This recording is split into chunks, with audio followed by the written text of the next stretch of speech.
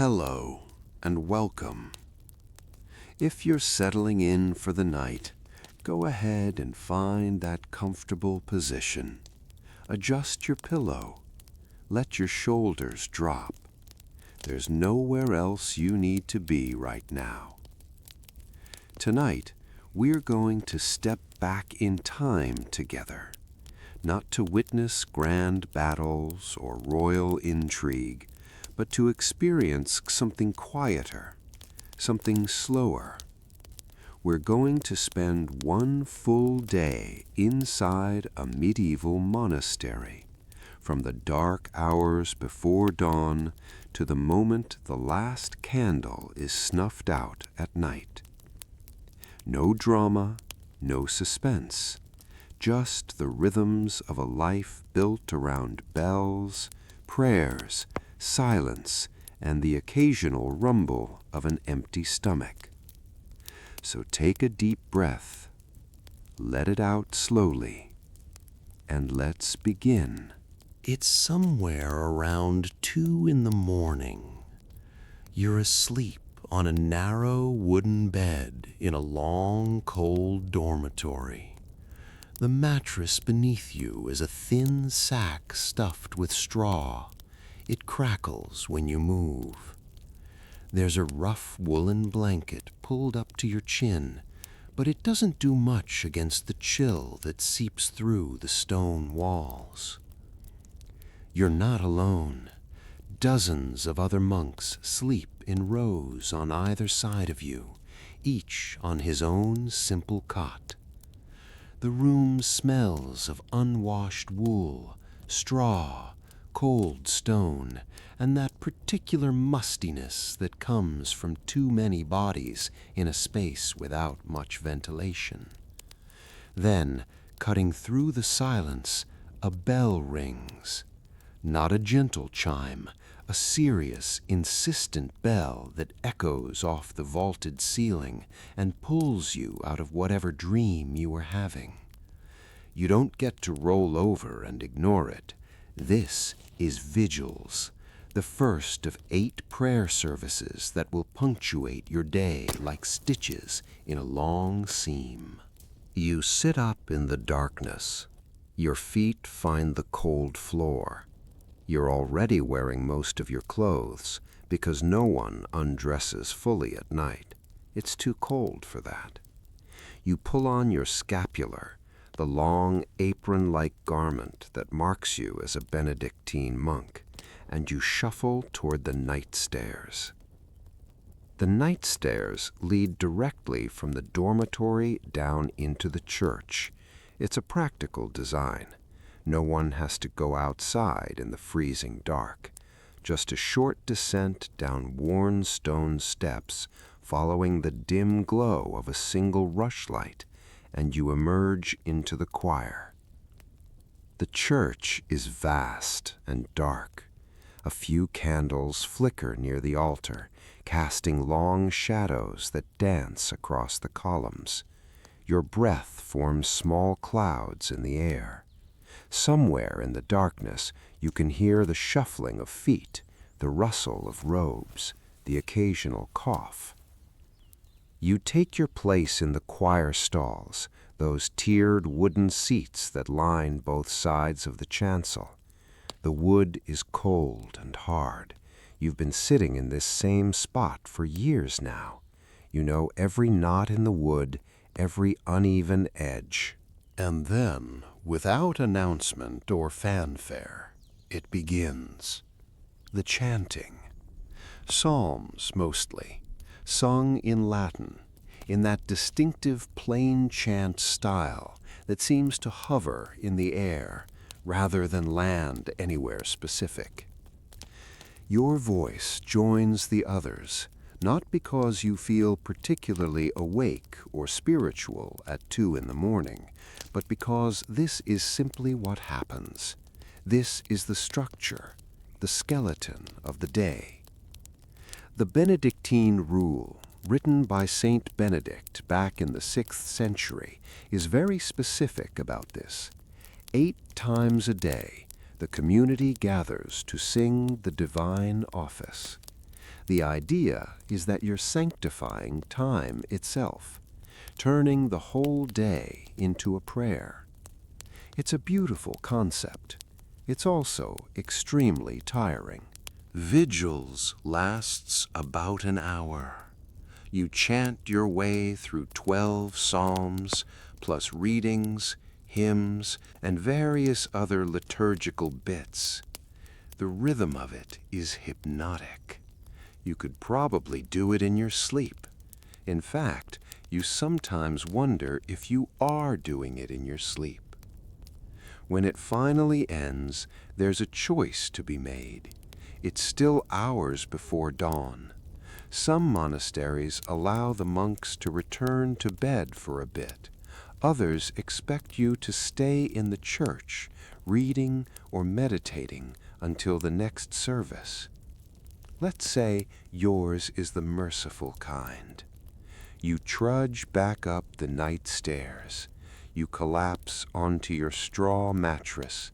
You pull the blanket back over yourself, and you drift off for maybe another hour or two before the bell rings again. Dawn is just beginning to lighten the sky when you're awakened for lauds. This is the second service of the day, and it's timed to coincide with sunrise. In practice, that means it happens at different times depending on the season. In winter, you might get a bit more sleep. In summer, you're up absurdly early. Same routine. Down the stairs, into the choir, more psalms, more chanting. Your stomach is starting to make its opinions known. You haven't eaten since yesterday afternoon.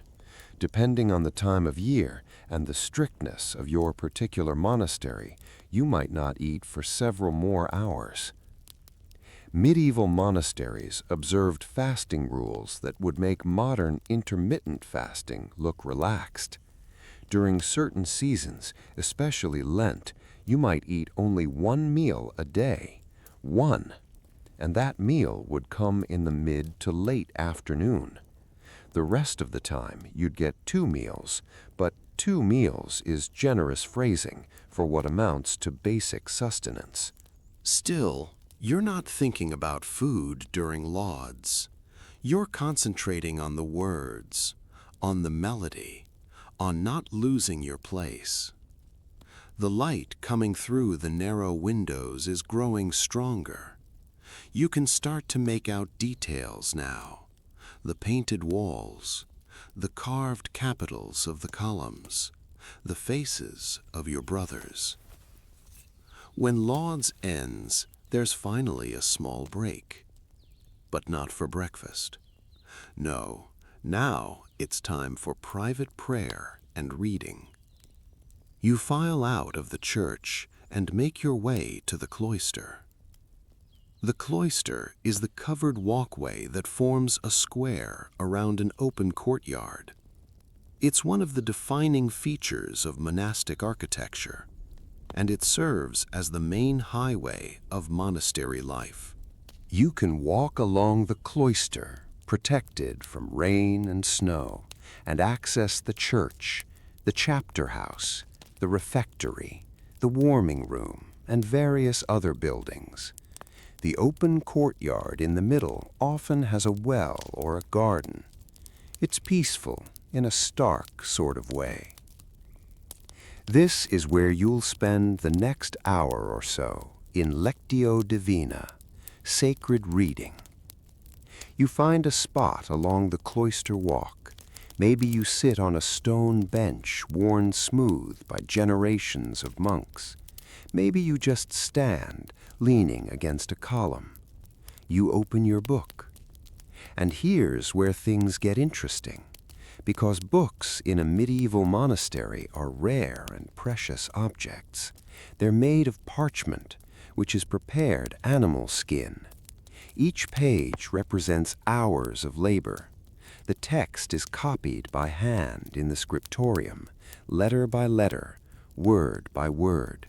Your monastery probably has a library, but it might contain only a few dozen volumes, maybe 100 if you're in a wealthy house.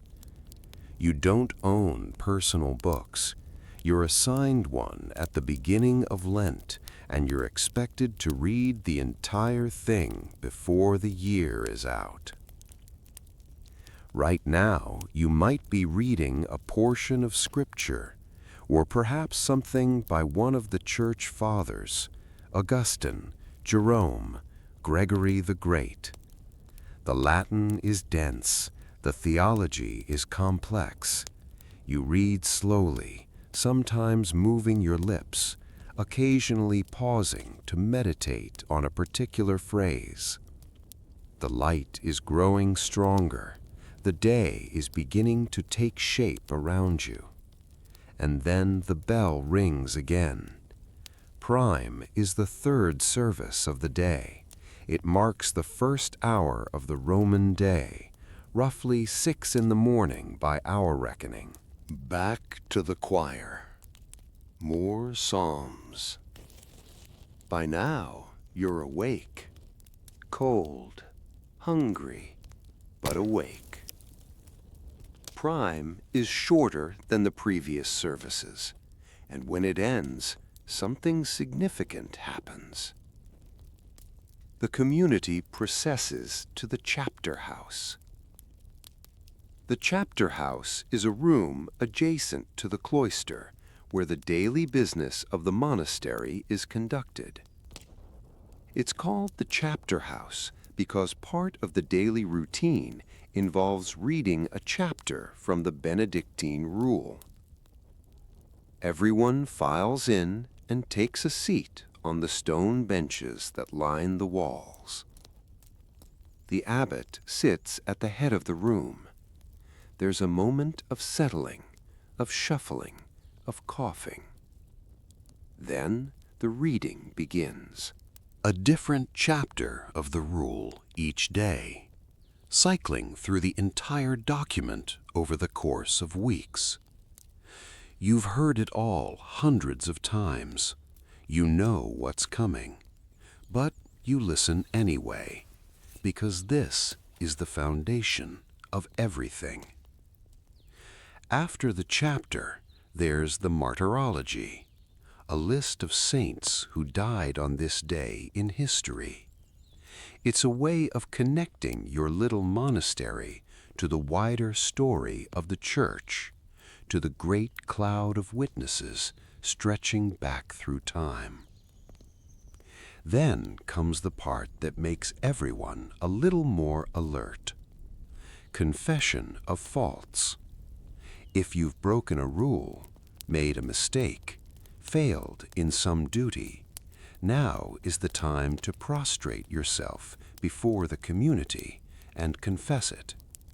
This is done publicly, in front of all your brothers. Maybe you fell asleep during vigils. Maybe you broke the silence. Maybe you lost your temper in the workshop. Whatever it is, you're expected to own up to it.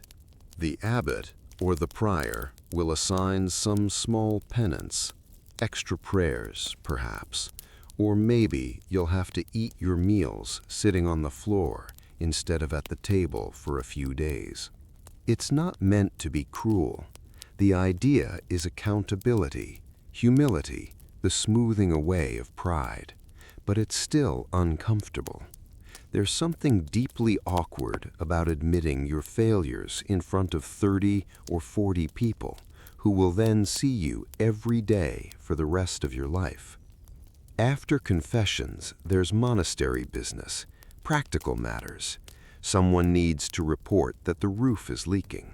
Someone else has a question about the harvest. Visitors are expected. A monk is being sent on an errand to a nearby manor. The abbot makes decisions, gives instructions, settles minor disputes, and then, finally, blessedly, the chapter meeting ends. Now you're released to your morning work. Not all monks are priests. In fact, in a typical medieval monastery, many aren't. Some are choir monks, dedicated primarily to the liturgical life. Others are lay brothers, who handle more of the physical labor. But everyone works. The Benedictine rule is very clear on this point. Idleness is the enemy of the soul. Each monk should have some task, some responsibility, some way of contributing to the life of the community. Depending on your role, you might be heading to any number of places. The scriptorium, if you're a copyist. This is where books are made, where manuscripts are painstakingly reproduced by hand. It's detailed, exhausting work that requires good light and steady hands. You sit at an angled desk with your parchment, your quill, your inkhorn. You copy letter by letter, trying not to make mistakes because parchment is too valuable to waste. Or maybe you're assigned to the kitchens. Monks take turns with this duty, rotating through on a weekly basis. The kitchens are hot, smoky, chaotic. There are fires to tend, pots to stir, bread to bake. Feeding a community of 50 or 100 people is no small task, even when the menu is extremely simple. Perhaps you work in the gardens. Medieval monasteries were often self-sufficient, growing their own vegetables, herbs, and medicinal plants. There's weeding to do, watering, harvesting. Your hands get dirty, your back aches, but there's something peaceful about it too. Or you might be in one of the workshops, the brewery where ale is made, the bakehouse, the forge, the carpentry shop, the stables, the infirmary, caring for sick or elderly monks. Some monks are appointed to specific offices. The cellarer manages the monastery's supplies and provisions. The sacristan takes care of the church and its furnishings. The precentor leads the singing. The almoner distributes charity to the poor. Let's say you're working in the gardens this morning. You collect your tools from the shed. A hoe, perhaps. A basket. You make your way to the vegetable plots behind the cloister. The earth is cool and damp. The sun is climbing higher now, though the air is still chilly. You work in silence. This is one of the defining features of monastic life. Silence. Not complete silence, not every moment of the day, but a general culture of quietness, of minimal speaking, of letting the peace settle. There are practical exceptions, of course. If you're working with someone and you need to communicate, you can speak, but it's meant to be brief, necessary, to the point. No idle chatter, no gossip. Some monasteries develop elaborate systems of hand signs to communicate without speaking. Point to your mouth and then make a circular motion. Bread. Tap your fingers together. Fish. It's a whole vocabulary rendered in gestures. You kneel in the dirt and begin pulling weeds from around the cabbages. It's repetitive work, meditative in its way. Your mind wanders. You think about the psalm you chanted this morning. You notice the bird song. You wonder briefly what your family is doing right now. You entered this monastery when you were 12 years old.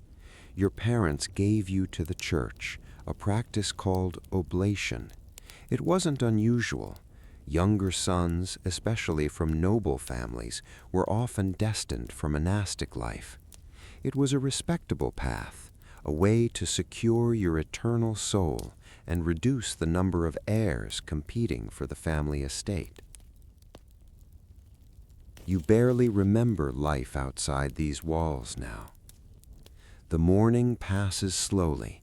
The work continues. And then, around 9 in the morning, the bell rings again. Terce is the fourth service of the day. You brush the dirt from your hands and make your way back to the church. More psalms, a hymn, prayers. It's brief, maybe 20 minutes, and then you're back to work. This happens again at Sext, around noon, another service, another pause in the rhythm of labor. And finally, at none, around 3 in the afternoon, the workday officially ends. You've been awake for over 12 hours at this point. You've sung through dozens of psalms. You've worked for several hours, and you still haven't eaten. But now, at last, it's time. The bell rings, and you make your way to the refectory. The refectory is the monastery's dining hall. It's a long room with tables arranged in rows. There's a pulpit set into one wall, slightly elevated. The abbot has his own table at the front, sometimes on a raised platform. You file in silently and take your place at one of the long benches.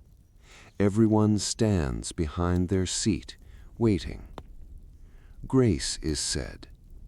Everyone sits, and then the meal is served. If you're expecting a feast, adjust your expectations downward. Monastic meals are designed to sustain life, not delight the senses. The Benedictine rule allows for 2 cooked dishes per meal, plus bread and fruit if available. That sounds reasonable until you realize what those cooked dishes actually are. Pottage, most likely, a thick soup or stew made from whatever vegetables are in season, perhaps some beans or lentils, flavored with herbs. It's served in a wooden bowl. You have a spoon, also wooden. You might share a cup with the monk next to you. There's bread, dark, dense, heavy bread made from barley or rye. It's not the fluffy white loaf you're imagining. It's substantial, chewy. It fills your stomach. Maybe there's some cheese, or eggs if the hens have been productive, or fish if it's a feast day, or if the monastery is near water. What there isn't, unless it's a very special occasion, is meat. The rule prohibits meat for most monks most of the time. Fowl is sometimes allowed, fish is fine, but red meat, the flesh of 4-footed animals, is generally forbidden. The reasoning is partly spiritual, partly practical. Meat was associated with wealth and indulgence. A simple diet kept you humble and healthy. In practice, this rule was often bent or creatively interpreted. The infirmary, for instance, might serve meat to sick monks to help them recover, and some monks seemed to be sick quite frequently. Some monasteries built special dining rooms that were technically not the refectory, where meat could be eaten without violating the letter of the law. But at an ordinary meal, on an ordinary day, you're eating vegetables and bread. You eat in silence. While you eat, one of the monks stands at the pulpit and reads aloud.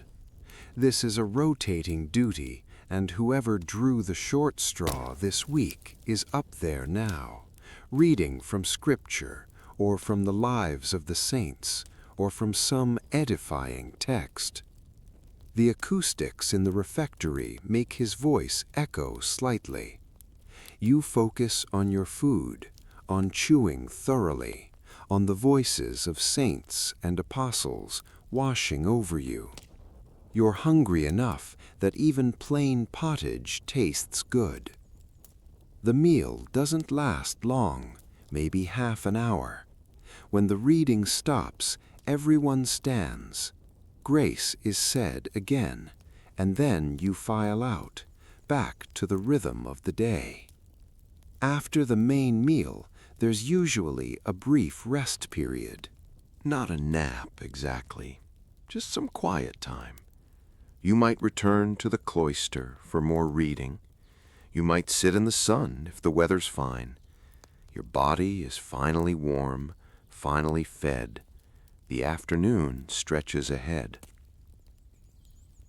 This is also when some monks might have time for more specialized work.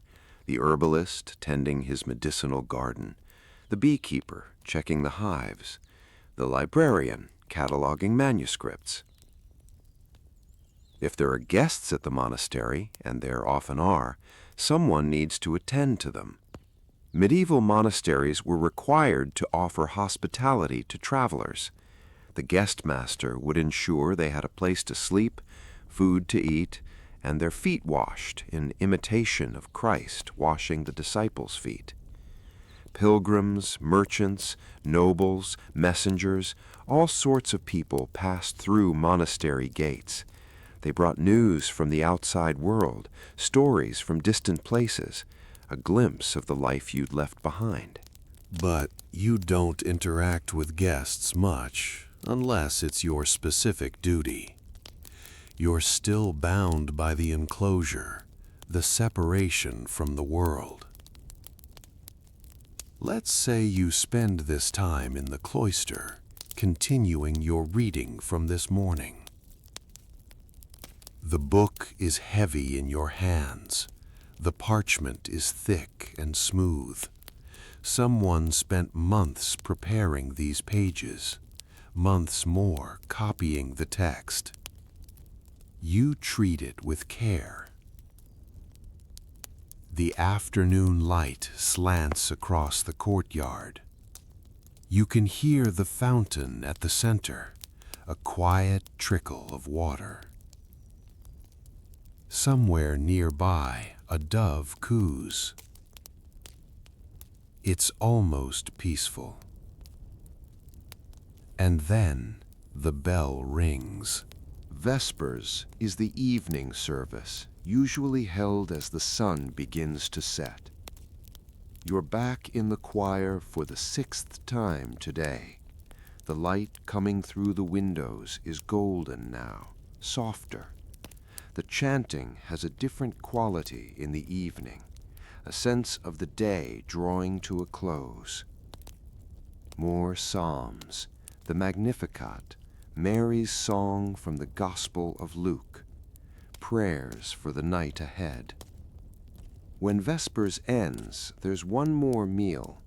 This is a lighter affair than the earlier one, just bread, maybe some fruit, perhaps a cup of ale or watered wine. It's eaten quickly with the same silence, the same reader at the pulpit.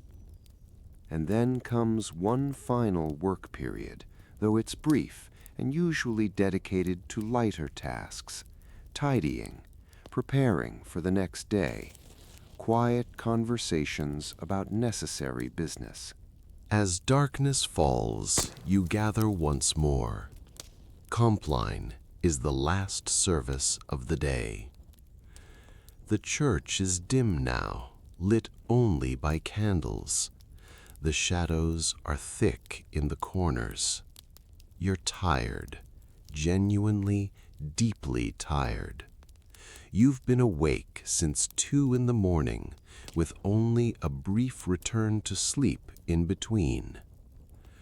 Compline is short and quiet. It's meant to prepare you for sleep, to place the day into God's hands. There are psalms, as always. Psalm 91 is traditional. He who dwells in the shelter of the Most High. There's a hymn, a blessing, a sprinkling of holy water. And then the most beautiful part, the Salve Regina, a hymn to the Virgin Mary sung in the darkness, all the voices blending together in that ancient melody. Hail, Holy Queen, Mother of Mercy, our life, our sweetness, and our hope. It's haunting. It echoes off the stone walls and seems to linger in the air even after the last note fades. The abbot gives the final blessing. Everyone bows. And then, in complete silence, you process back to the dormitory. No one speaks after Compline. The great silence has begun, and it will last until after prime the next morning. No talking, no noise, no unnecessary sound. You climb the stairs to the dormitory. You find your cot in the darkness. You remove your outer robe and your shoes. You lie down on the straw mattress and pull the rough blanket over yourself. Around you, the other monks are doing the same. The room fills with the sounds of settling, of breathing, of bodies finding rest after a long day. Outside, the night is deep and quiet. The monastery buildings are dark shapes against the sky. The church bell is silent now, resting until it's time to ring again in a few short hours. Your eyes close. Your breathing slows. And somewhere in the back of your mind, you know that tomorrow will be exactly the same as today. The same bells, the same prayers, the same rhythm, day after day, year after year, until the pattern of it becomes as natural as breathing. This is the life you've chosen, or more accurately, the life that was chosen for you. It's not easy. It's not comfortable. It's not what most people would call exciting, but it has a shape, a structure, a purpose.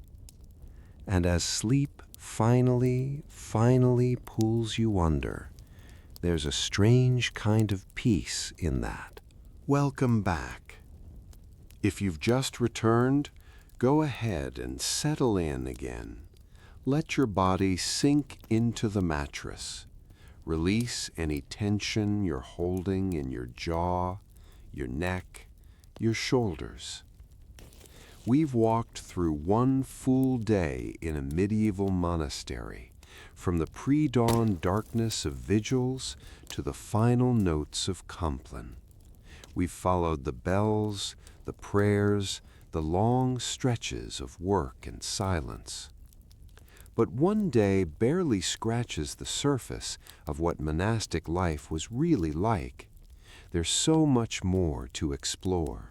The textures and details, the things that made each day different even when the structure stayed the same. The personalities and peculiarities, the way seasons shifted the rhythm, the small comforts and the persistent discomforts. So let's drift back to that same monastery and look a little deeper. Take a slow breath. Let it out gently. And let's continue. Here's something that doesn't appear in the official schedule. You're cold most of the time.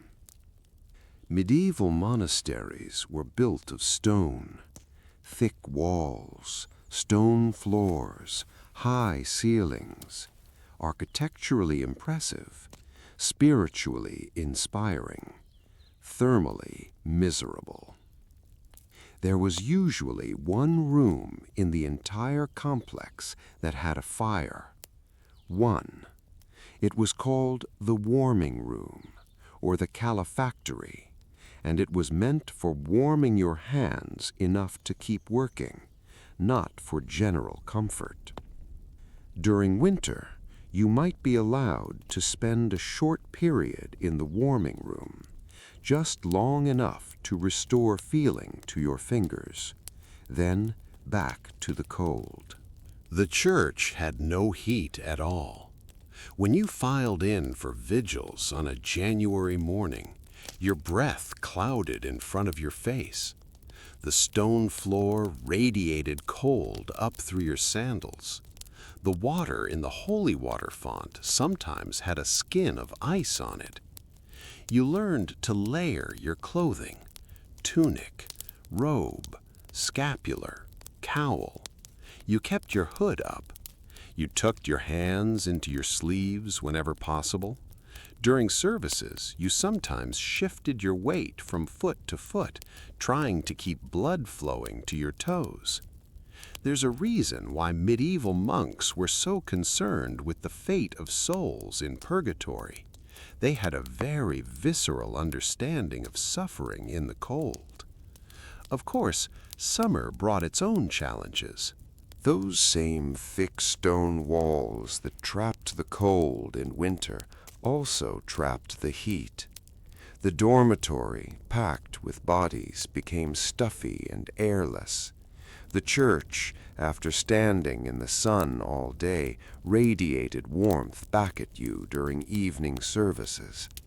The heavy wool robes that seemed barely adequate in winter became oppressive. And the smell. Let's talk about the smell. Personal hygiene in the Middle Ages was not what it is today. You bathed perhaps a few times a year. Full immersion bathing was actually viewed with some suspicion.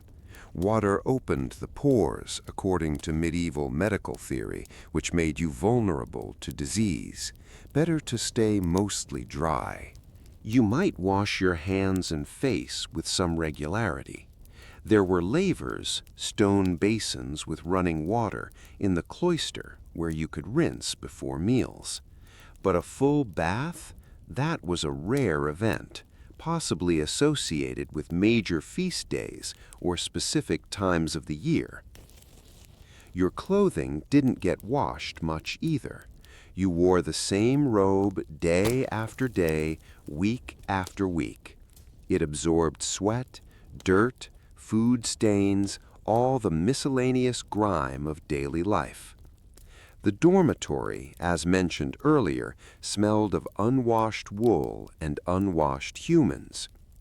The refectory had its own perfume of old food, smoke, and damp wood. The church fared better because of its size and the incense used during services, but even there, when 50 men crowded into the choir stalls, the atmosphere became distinctly ripe. You got used to it. That's the thing about smells. Your nose adapts. What would seem unbearable to a modern person became normal, unremarkable, just part of the background of life.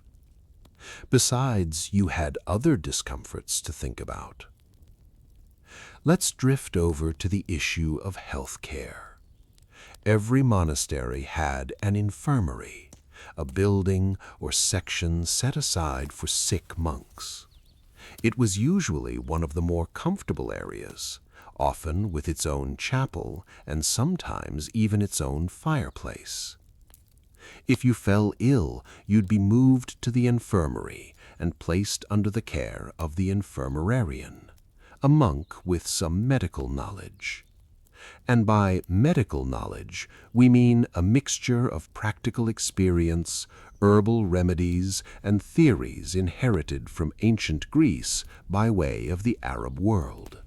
Medieval medicine was built on the concept of the 4 humors: blood, phlegm, yellow bile, and black bile. Health meant keeping these in balance. Illness meant they'd gotten out of whack. So if you had a fever, you were too hot and dry. You needed cooling, moistening treatments. The infirmarian might give you something to make you sweat, which seems counterintuitive, but made sense within the framework of humoral theory. If you had a cold, too much phlegm, you needed warming and drying, perhaps some spicy herbs, maybe bloodletting to drain off the excess cold, wet humor. Bloodletting was a common treatment for all sorts of ailments. The monastery probably had a regular bloodletting day, when healthy monks would have a bit of blood drawn as a preventative measure. You'd be excused from work for the rest of the day and given extra food to help you recover. Some monks looked forward to bloodletting day. It was a break from routine, a chance to rest, and you got better food. The infirmary also housed elderly monks who could no longer keep up with the rigorous schedule. They were excused from the night offices. They could eat meat. They had softer beds. After decades of service, these small comforts were their reward. Herbal medicine was practiced with genuine skill. Monastery gardens included extensive herb plots, and the infirmarian would know which plants helped with digestion, which eased pain, which promoted sleep. Willow bark for headaches, chamomile for stomach upset, valerian for anxiety. Not everything worked, obviously, and some things that were thought to work definitely didn't. But there was real knowledge there, accumulated over generations, preserved in medical texts, copied in the scriptorium. Still, plenty of monks died young. Infections, fevers, accidents, diseases we now prevent with vaccines or cure with antibiotics. The cemetery on monastery grounds was always growing. Speaking of the scriptorium, let's spend some time there. Imagine a long room with windows facing north to provide even, indirect light. Rows of slanted desks. Monks sitting on stools or standing, bent over their work. Silence, except for the scratch of quills on parchment and the occasional rustle of pages. This is where books were made. The process began long before anyone sat down to write. First, you needed parchment. This was made from animal skins, usually sheep or goat, sometimes calf for the finest work. The skins were soaked, scraped, stretched, and treated until they became smooth, pale, flexible sheets. It took an entire flock to make one Bible. Then there was the preparation of the parchment for writing. Each sheet had to be carefully measured and ruled with faint lines to keep the text straight. This was done with a sharp point that left barely visible indentations. Only then could the actual copying begin. If you were a scribe, you'd sit at your desk with the exemplar, the book you were copying from, propped up where you could see it. You'd have your quill, freshly cut from a goose feather and sharpened to a fine point. You'd have your ink, usually made from oak galls mixed with iron salts and gum arabic, kept in a small horn. And then you'd write, letter by letter, word by word, line by line. You had to concentrate completely. One lapse of attention, and you might skip a word, transpose letters, introduce an error that would then be copied into every subsequent version. Your hand cramped. Your back ached from bending over the desk. Your eyes strained in light that was never quite good enough. In winter, your fingers went numb. You could warm them briefly in the calefactory, but not for long because the work had to continue. Medieval manuscripts sometimes include complaints from scribes written in the margins. Let the reader know that copying is hard work. Thank God it will soon be dark. The parchment is hairy. Oh, my hand. One particularly fed-up scribe wrote, "Now I've written the whole thing. For Christ's sake, give me a drink." You can almost hear the exhaustion. But the work was considered holy. You were preserving Scripture, copying the words of the Church Fathers, maintaining the accumulated knowledge of centuries. Every page was an act of devotion. Some scribes specialized in decoration. The elaborate initial letters that began each section, painted in gold leaf and brilliant colors.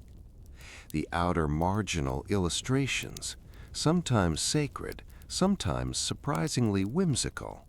Knights fighting snails for some reason. Rabbits jousting. The occasional cat paw prints where someone's pet walked across wet ink. These manuscripts were the monastery's treasures. They were also valuable trade goods. A wealthy patron might commission a book and pay handsomely for it. Monasteries depended on such income, along with agricultural rents and donations. But whether sold or kept, each completed book represented hundreds of hours of labor. Small wonder that monastery libraries were kept locked and books were literally chained to the shelves. Let's talk about the sounds of monastic life. There's a common misconception that monasteries were completely silent all the time. That's not quite accurate. Yes, there was the culture of silence, the idea that unnecessary speech should be avoided, but necessary speech was allowed, and necessary was interpreted with some flexibility. In the workshops, monks could speak about their work. In the kitchen, instructions had to be given. In the infirmary, the sick needed care that required communication. But there were also those hand signals we mentioned earlier. These varied from monastery to monastery, but they could be quite elaborate. Some sign systems had hundreds of gestures. There are medieval texts that preserve these signs. For bread, make a circle with your thumbs and forefingers, because bread is usually round. For fish, move your hand like a fish swimming. For wine, make the motion of drinking. Some of the signs were wonderfully specific. There was apparently a sign for, "That cheese is too old and I don't want to eat it." The effect of all this must have been quietly surreal. A room full of monks gesturing at each other with intense seriousness, conveying entire conversations without a spoken word. Beyond human sounds, there were the ambient noises of monastic life. Bells, obviously, the church bell ringing out the hours and calling to prayer, but also smaller bells, the sacristy bell announcing the elevation of the host during Mass, handbells carried through the cloister to signal meal times, the rhythmic thump of the pestle in the mortar as medicines were prepared, the clank of pots in the kitchen, the scrape of a hoe in the garden, the shuffle of sandaled feet on stone floors, the creak of the wooden choir stalls as monks sat and stood through the long offices. Water sounds, the fountain in the cloister, rain on the roof, the river if you were near one, or the sea if your monastery perched on a cliff. Animal sounds, chickens clucking, pigs rooting in their enclosure, the lowing of cattle, doves cooing in the dovecote, bees humming in the hives, and of course, the chanting. That was the dominant sound, the characteristic sound. 8 times a day, the plain chant rising and falling, echoing through the vaulted spaces. It was the soundtrack of monastic life, the audio thread that stitched the hours together. If you lived there long enough, you'd probably hear it even when it wasn't happening. You'd wake in the night and think you heard singing, only to realize it was just the wind. Now let's consider the people. Because the monks weren't identical, interchangeable units. They were individuals with personalities and quirks and private thoughts. You had your zealots, the ones who took every rule absolutely seriously, who prayed with fervent intensity, who seemed to genuinely love getting up for vigils. You had your cynics, going through the motions, spiritually checked out, but stuck there because entering a monastery was essentially a lifetime commitment. You had your scholars, happiest when buried in a book, eager for any assignment that involved the library. You had the practical types who excelled at managing the farm or organizing the storage cellars or negotiating with merchants.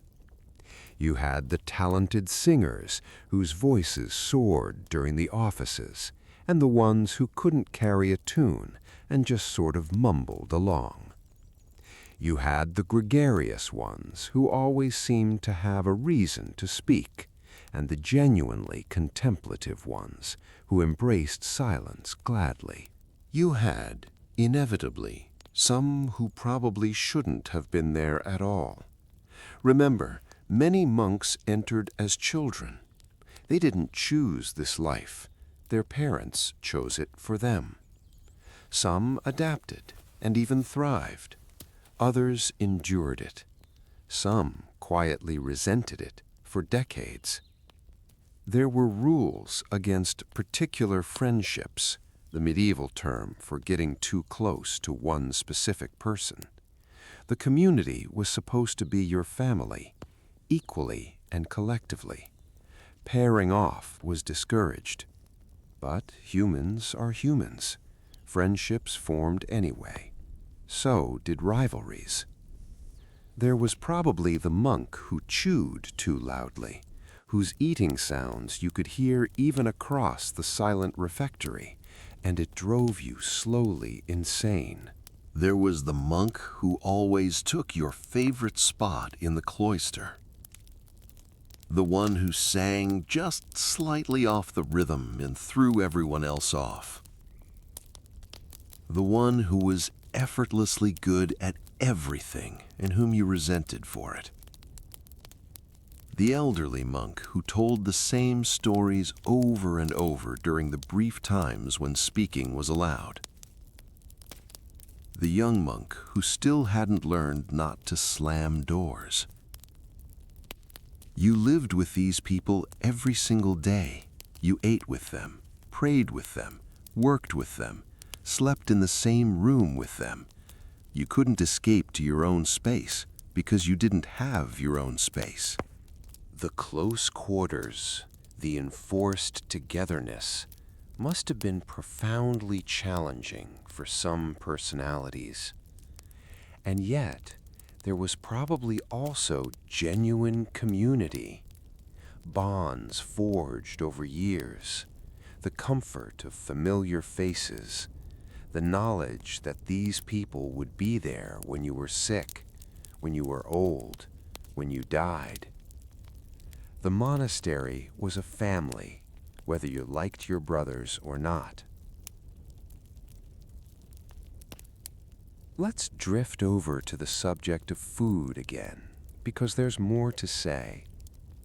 That simple meal we described earlier, the pottage and bread, was actually better than many people ate outside the monastery. Peasants subsisted on an even more limited diet. Bread, pottage, perhaps some cheese or eggs if they were lucky. Meat was a rare luxury. The monastery's 2 meals a day schedule was more than many lay people got. But within the monastery, there was variation depending on the season and the liturgical calendar. During Lent, the meals became simpler and smaller. The fasting was real. You'd go to bed with your stomach growling. You'd wake up already thinking about the one meal you'd get that day, hours and hours away.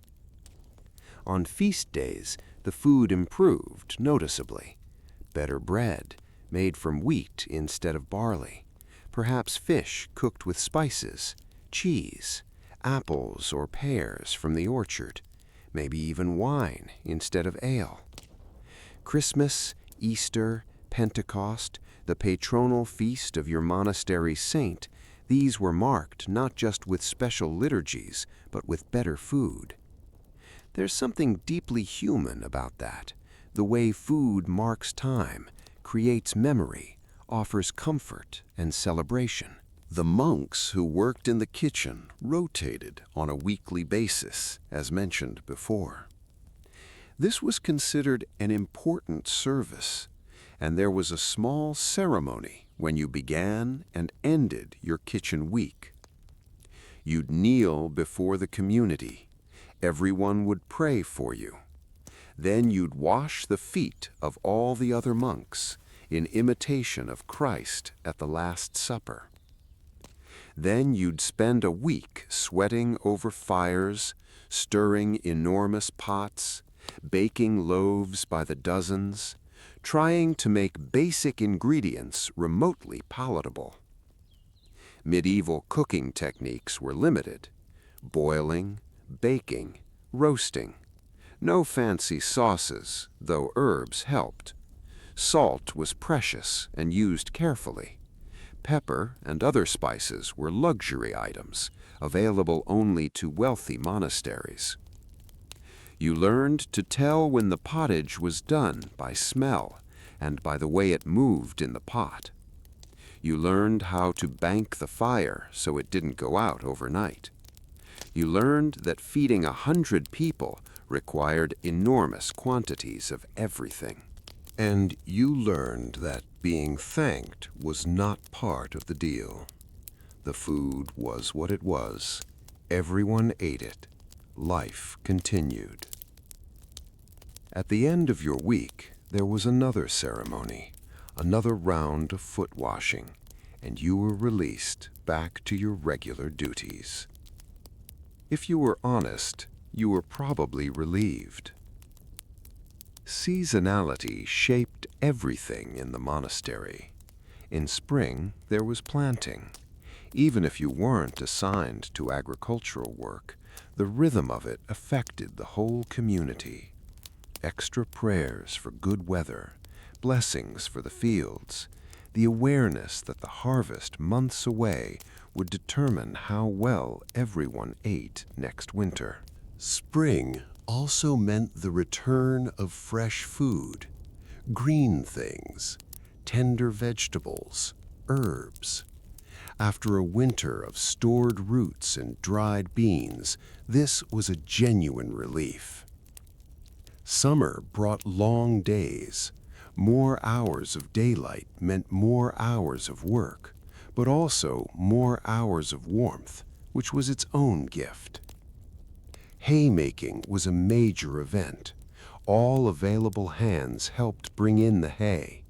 This was necessary work, not optional. The livestock depended on stored hay to survive the winter. So you might spend days out in the fields, raking and stacking, sun beating down, dust in your throat. It was exhausting. It was also a break from routine. You worked alongside monks you didn't usually interact with. You maybe even spoke more freely since the work required coordination. Autumn meant harvest. Grain, fruit, vegetables, everything had to be brought in and stored.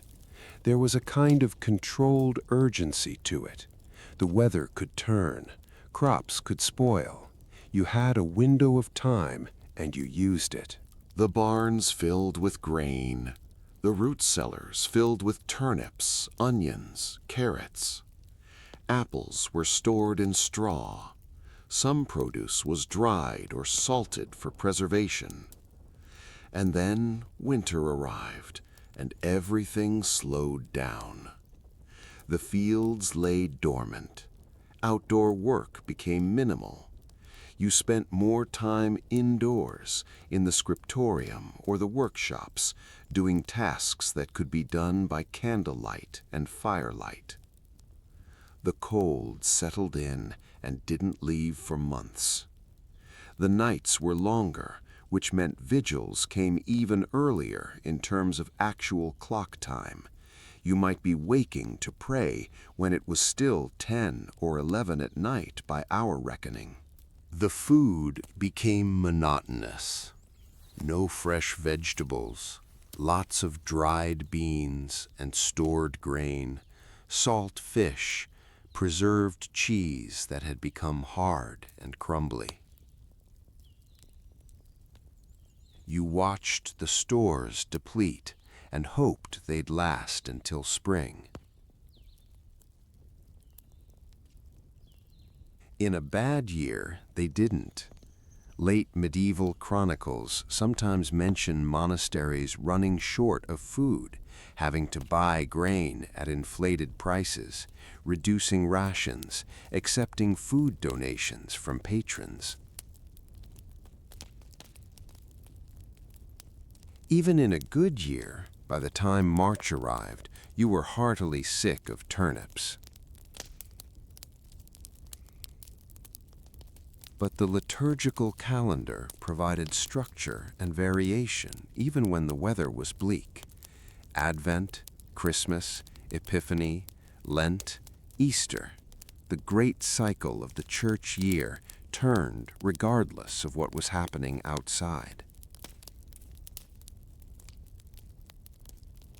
Let's consider the moments of beauty, because for all the discomfort, the cold, the hunger, the monotony, there were moments when something shifted and you glimpsed why this life might be worth living. The way light came through the windows during lauds, illuminating the dust in the air and turning it golden. The first time you really understood a passage of scripture you'd read 100 times before, and it opened up like a flower. The moment when the choir achieved perfect unity, everyone breathing together, singing together, and the chant seemed to lift on its own. The taste of fresh bread still warm from the oven. The feel of clean linen after one of your rare baths. The smell of herbs in the garden on a summer evening. The silence of the cloister at night, profound and complete. The comfort of routine, of knowing exactly what came next, of not having to make decisions about how to structure your time. The intellectual satisfaction of completing a difficult manuscript, of seeing the pages stacked neatly, the work done well. The sense of purpose, of being part of something larger than yourself, a community dedicated to prayer, to preserving knowledge, to serving God. These moments didn't come every day, maybe not even every week, but they came. And perhaps they were enough to balance the scales, to make the cold and the hunger and the 3 a.m. wake-up call bearable. Or perhaps you simply endured because there was no alternative, and you made peace with that. Either way, the life continued. As the years passed, you changed. The young monk who entered at 12 became a teenager, then a man in his 20s, 30s, 40s. Your body adapted to the rhythms. You learned to sleep lightly, to wake at the bell without grogginess. You learned to work through hunger, to pray through distraction, to find small comforts where you could. You memorized the entire cycle of psalms without trying. They simply soaked into you through repetition. You developed your own relationship with the liturgy. Maybe certain psalms spoke to you more than others. Maybe you had a favorite hymn. Maybe you found the repetition soothing. Or maybe it sometimes felt hollow and you just kept going anyway. You watched new monks arrive, awkward and overwhelmed, and you remembered being that person.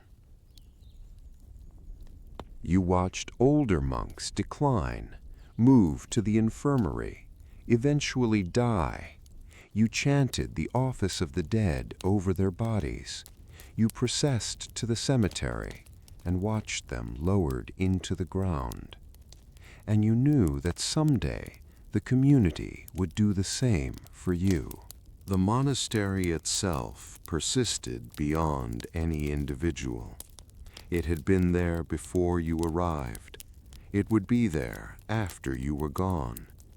You were just one more monk in a long succession, one more voice in the ongoing chant. There was something both humbling and oddly comforting about that.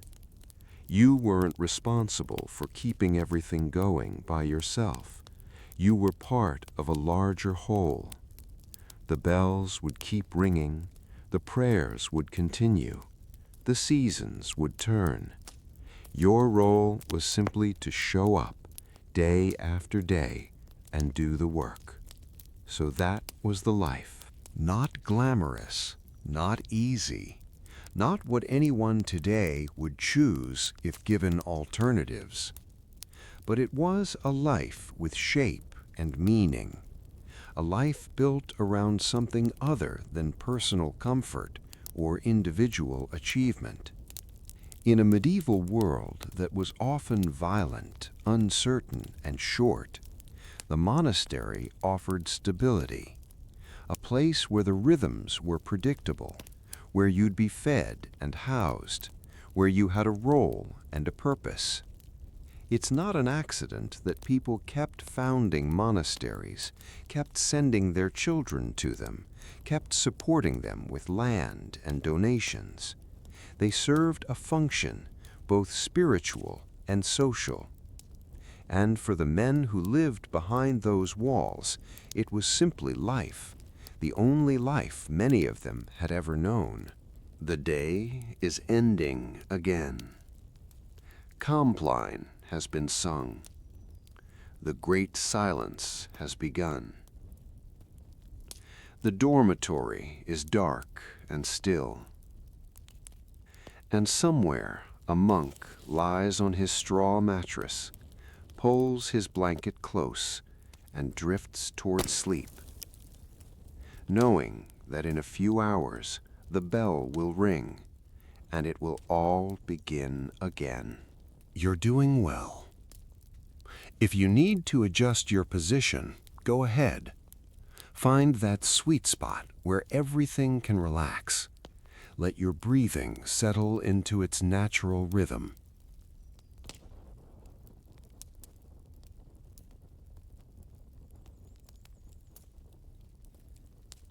We've spent considerable time now inside the monastery walls. We've followed the daily schedule, explored the cold and the silence, the food and the smells, the seasons and the sounds.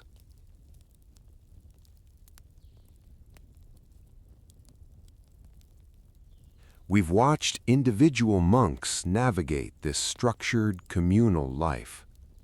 But there's still more to understand. The relationship between the monastery and the world beyond its walls, the way power and hierarchy worked within the community, the small rebellions and the petty tensions, the surprising moments of normalcy in a life supposedly dedicated to transcendence. So let's return once more to those stone buildings, that enclosed world. Take a slow, deep breath, and let's continue our exploration. The monastery wasn't sealed off from the outside world, no matter how much the rule emphasized separation and enclosure.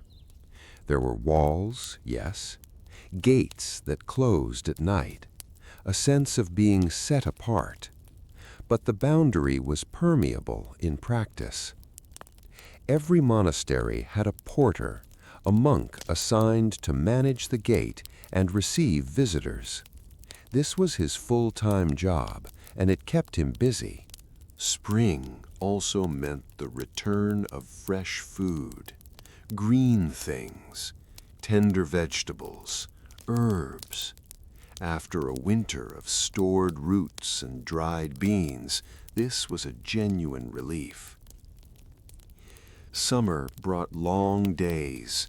More hours of daylight meant more hours of work, but also more hours of warmth, which was its own gift. Haymaking was a major event. All available hands helped bring in the hay. This was necessary work, not optional. The livestock depended on stored hay to survive the winter. So you might spend days out in the fields, raking and stacking, sun beating down, dust in your throat. It was exhausting. It was also a break from routine. You worked alongside monks you didn't usually interact with. You maybe even spoke more freely, since the work required coordination. Autumn meant harvest. Grain, fruit, vegetables, everything had to be brought in and stored. There was a kind of controlled urgency to it. The weather could turn, crops could spoil. You had a window of time, and you used it. Travelers arrived regularly, asking for a night's shelter.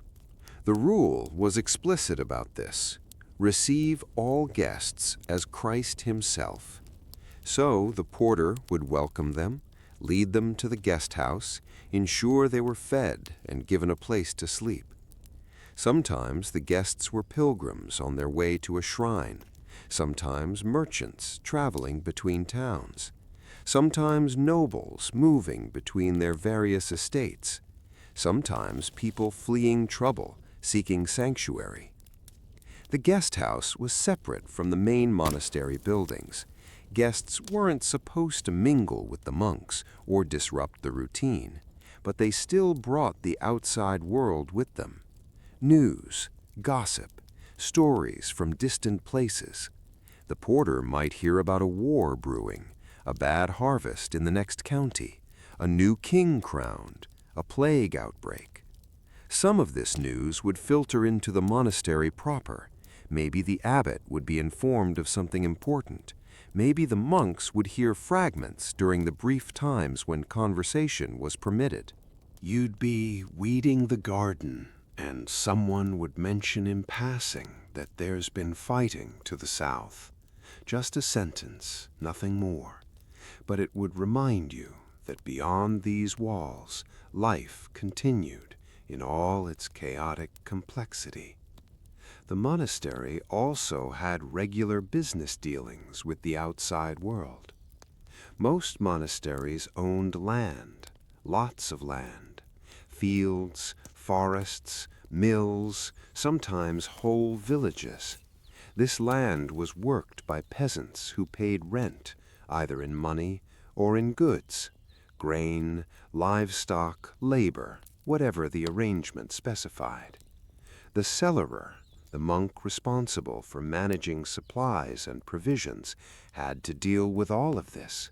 He negotiated with tenants, collected rents, sold surplus produce, purchased what the monastery couldn't produce itself.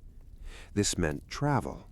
The cellarer or his assistants would leave the monastery grounds, visit the outlying farms, attend markets, conduct business. They'd come back with coin, with sacks of grain, with news about crop yields and livestock prices. Other monks traveled too. The abbot might be called to meetings with other abbots or with his bishop. Monks might be sent to deliver messages, to attend to legal matters, to represent the monastery's interests. Some monasteries had daughter houses, smaller communities they'd founded elsewhere. Maintaining these relationships required communication and occasional visits. So the image of monks never leaving their monastery is not quite accurate. Some monks rarely or never left, especially the older ones devoted primarily to the liturgical life, but others moved between the monastery and the world with some regularity. And then there were the oblates and the novices. Oblates were children given to the monastery by their families, as we mentioned earlier. This practice was common in the early and high Middle Ages, though it became less so later. You might arrive at the monastery at age 7 or 8, old enough to begin learning the Psalms, young enough to be shaped by the routine. There would be other children there. The monastery maintained a school for oblates, teaching them to read Latin, to chant, to understand the liturgy. An older monk served as master of the oblates, responsible for their education and discipline. The discipline could be strict. Medieval pedagogy believed firmly in corporal punishment. If you misbehaved, failed to learn your lessons, or broke the rules, you might be switched, not brutally, but enough to sting and make you remember. You'd sleep in a separate area from the adult monks, under supervision. You'd attend some of the offices, but not necessarily all of them. You'd have lessons, work assignments appropriate to your age, and structured time for play. Yes, play. Even medieval monasteries recognized that children needed some recreation. As you grew older, you'd take on more responsibilities, attend more offices, do more adult work. By your teenage years, you'd be fully integrated into the routine. At some point, you'd formally profess your vows: poverty, chastity, obedience, and stability, the promise to remain in this monastery for the rest of your life. Not all oblates stayed. As the practice evolved and then declined, there was increasing recognition that someone given to the monastery as a child should have the option to leave when they reached adulthood. But many did stay. It was the only life they knew. Novices were different. These were adults who chose to enter monastic life. They'd arrive with some life experience, often from the noble or merchant classes, seeking something they hadn't found in the secular world. The novice master would guide them through a probationary period, usually a year. They'd learn the rule, the customs of the house, the rhythms of the offices. They'd be watched to see if they had a genuine vocation or were just running away from something. At the end of the novitiate, they could profess their vows and become full members of the community. Or they could leave. No shame in it, though it was probably awkward. The presence of novices, still learning, still adjusting, added a different dynamic to the community. They made mistakes. They asked questions. They sometimes struggled visibly with the demands of the life. Which was a reminder that this wasn't easy or natural for anyone, really. It was something you learned, practiced, gradually internalized, or didn't. Let's talk about the abbot in more detail. The abbot was the father of the community. The word abbot comes from the Aramaic abba, meaning father. He held complete authority over the monastery, its monks, its lands, its decisions. According to the rule, the abbot was supposed to be elected by the community. The monks would gather and choose from among themselves someone wise, spiritually mature, and capable of leadership. In practice, this didn't always work so smoothly. Sometimes the local lord or bishop interfered, pushing their preferred candidate. Sometimes wealthy families arranged for their younger sons to become abbots, treating the position as a source of income and prestige rather than a spiritual calling. Sometimes the election was contested, with factions forming, arguments breaking out, the whole thing degenerating into a political mess. But let's say your monastery had a decent abbot, someone who took the role seriously. He had enormous responsibilities. He answered to God for the souls of every monk under his care. He had to ensure the liturgy was performed properly, the rule was followed, the community remained spiritually healthy. He also had to manage the monastery's economic affairs, oversee the lands, the income, the expenses, deal with legal matters, disputes with neighbors, demands from the king or local nobles.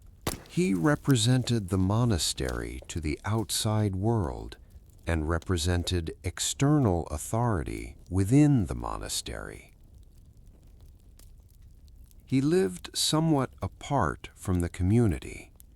He had his own lodging, better than the common dormitory. He had his own table in the refectory.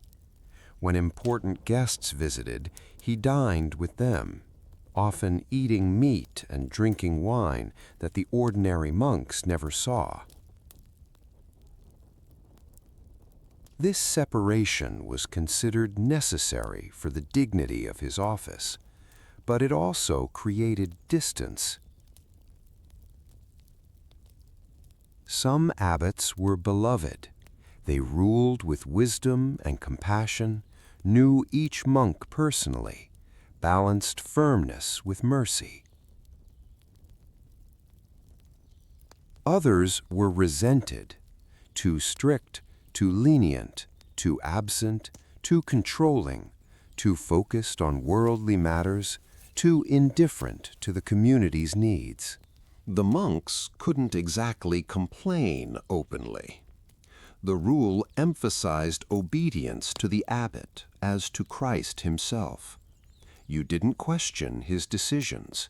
You bowed your head and said, "Yes, Father." But humans are humans. Resentments simmered.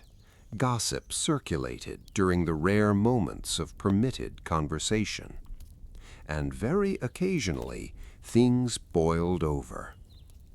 Monasteries were supposed to be havens of peace and harmony. They were also human communities, which meant they contained all the petty tensions, personality conflicts, and occasional dramatic blow-ups that human communities inevitably produce. Remember the chapter meeting where faults were confessed publicly? Most of the time, these were minor things. I broke a dish in the kitchen. I fell asleep during the reading at dinner. I spoke when I should have remained silent. Small penances were assigned, extra psalms to recite, sitting on the floor during meals for a few days, maybe some additional manual labor. But sometimes more serious infractions occurred. A monk might refuse to obey a direct order from his superior. That was rebellion, a grave fault.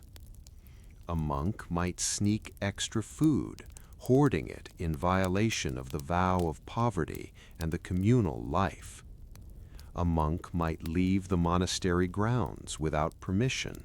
A monk might get into an actual physical fight with another monk. Yes, that happened. Grown men, vowed to peace and Christian charity, occasionally punched each other. For more serious offenses, the punishments escalated.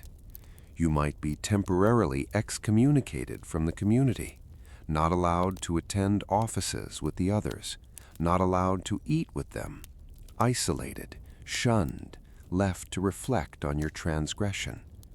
You might be beaten, though the rule urged moderation in physical punishment. In extreme cases, you might be expelled entirely, cast out of the monastery, your vows nullified, sent back into the world you'd left behind. This was rare. The monastery generally tried to handle problems internally, to bring the wayward monk back into conformity rather than reject him.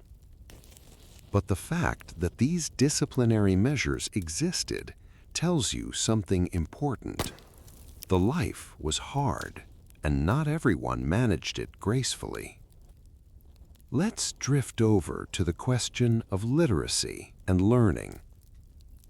In the early Middle Ages, monasteries were essentially the only places where literacy was preserved and practiced. The collapse of Roman institutions meant that schools disappeared, libraries were destroyed or abandoned, and the ability to read and write became rare. Monasteries kept the flame alive. Every monk had to learn at least enough Latin to follow the liturgy. Some learned much more. They read scripture, theology, philosophy, history. They copied manuscripts, which meant engaging deeply with texts. The level of education varied widely depending on the monastery and the individual monk. A wealthy, prestigious house like Cluny or Monte Cassino would have monks who were genuine scholars, producing original theological works, engaging with complex ideas. But a smaller, poorer monastery might have monks who could read the Psalms and not much else. But even basic literacy was significant. In a world where most people couldn't read at all, the ability to decode written Latin was a form of power and prestige. The monastery library was a treasure house. We mentioned earlier that even a well-stocked library might have only 100 books or so. That sounds tiny by modern standards, but each of those books was precious. Bibles, of course, liturgical texts, the writings of the Church Fathers, Augustine, Jerome, Gregory, Ambrose, John Chrysostom, monastic rules and commentaries on them, lives of the saints, works on theology and doctrine. Some monasteries also preserved classical texts, Virgil, Ovid, Cicero, Seneca. These were valued partly for their Latin style, partly for the knowledge they contained, and partly just because they were there and someone had decided they were worth copying. The work was slow. A major manuscript might take a year or more to complete, but over centuries, the accumulated output was significant. And then there was original composition. Monks wrote chronicles, recording the events of their time. They wrote letters. They wrote theological treatises and biblical commentaries. They hummed hymns and poetry. Some of this work was derivative or mediocre. Some of it was brilliant. The life of the mind coexisted with the life of prayer and manual labor. For some monks, intellectual work was a joy, a calling within the calling. For others, it was just another task to be completed. Now let's consider something we haven't addressed much, the inner life. The whole point of monasticism, theoretically, was spiritual transformation. You withdrew from the world to seek God, to purify your soul, to achieve some measure of holiness. But what did that actually feel like day to day? For some monks, there were genuine experiences of mystical prayer, moments of transcendence, a sense of touching something beyond the ordinary. These experiences are described in medieval spiritual writings: visions, ecstasies, a sudden overwhelming sense of God's presence, the dissolution of the self into divine love. But these were exceptional moments, not the daily norm. Most of the time, prayer was work. You showed up, you said the words, you tried to focus, but your mind wandered. You thought about your aching back, the meal you'd have later, the argument you'd had last week, random nonsense. You brought your attention back to the psalm. It wandered again. You brought it back again. This was the actual practice, not constant spiritual highs, but the grinding, ordinary effort of trying to pay attention, trying to mean what you were saying, trying to open yourself to grace. Some days it felt meaningful. Many days it felt rote. The silence and the routine could be spiritually productive. The repetition of the Psalms could sink into you, shaping your inner landscape without you quite realizing it. But the same silence and routine could also be stifling. You might go through periods of deep spiritual dryness, where everything felt empty and pointless. Medieval spiritual writers called this acedia, spiritual listlessness, a kind of monk-specific depression that made you restless, dissatisfied, unable to settle into prayer or work. The remedy was usually to just keep going. Don't give in to the feelings. Maintain the discipline. Trust that the dryness would eventually pass. Sometimes it did. Sometimes it didn't.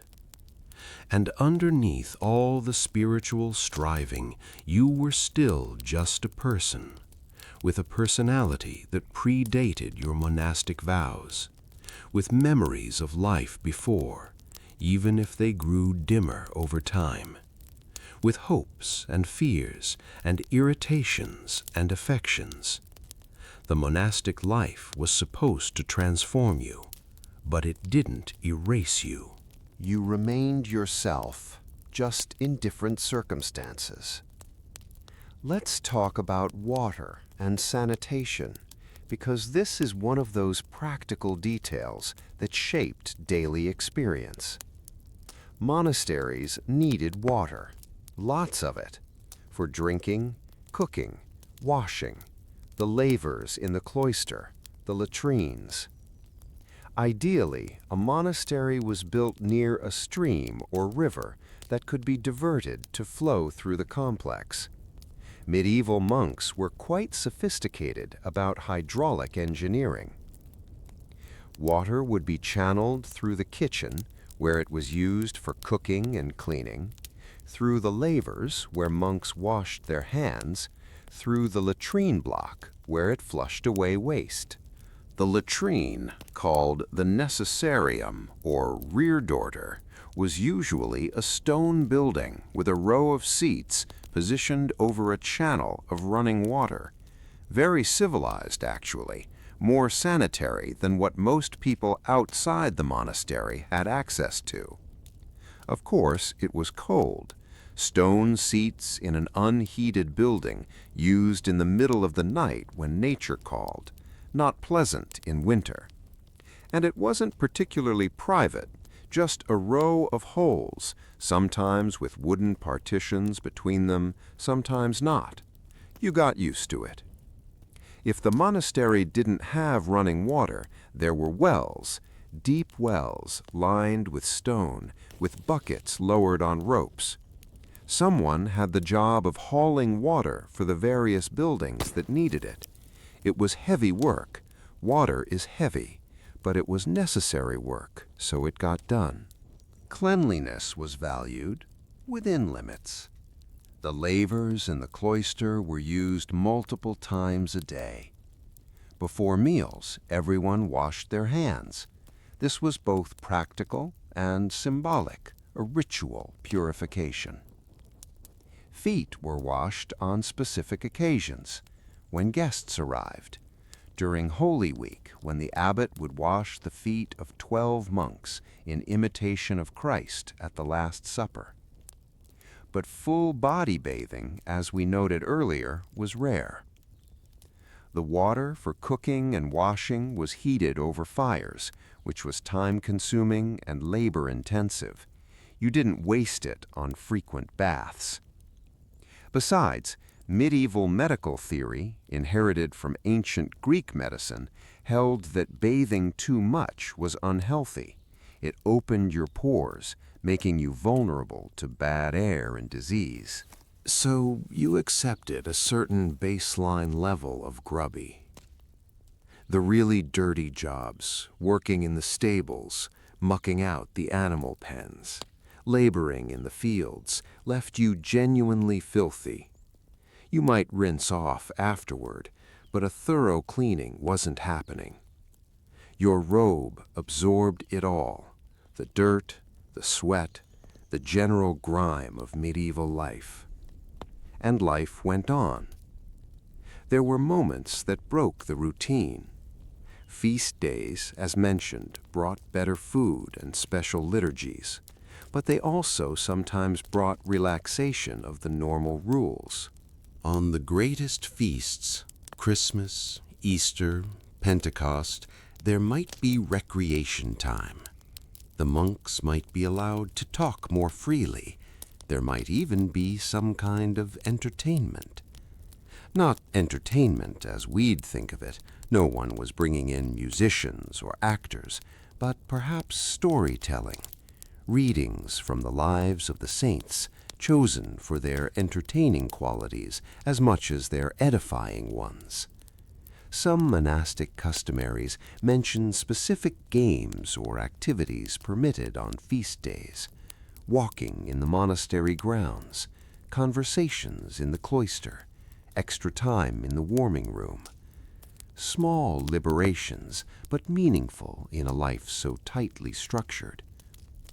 Some monasteries observed certain traditions that bordered on the playful. The Feast of Fools, for instance, though this was more common in cathedral chapters than monasteries. A day when the normal hierarchy was temporarily inverted, when junior clergy could mock their superiors in sanctioned ways. The boy bishop tradition, where a child would be dressed as a bishop and given ceremonial authority for a day.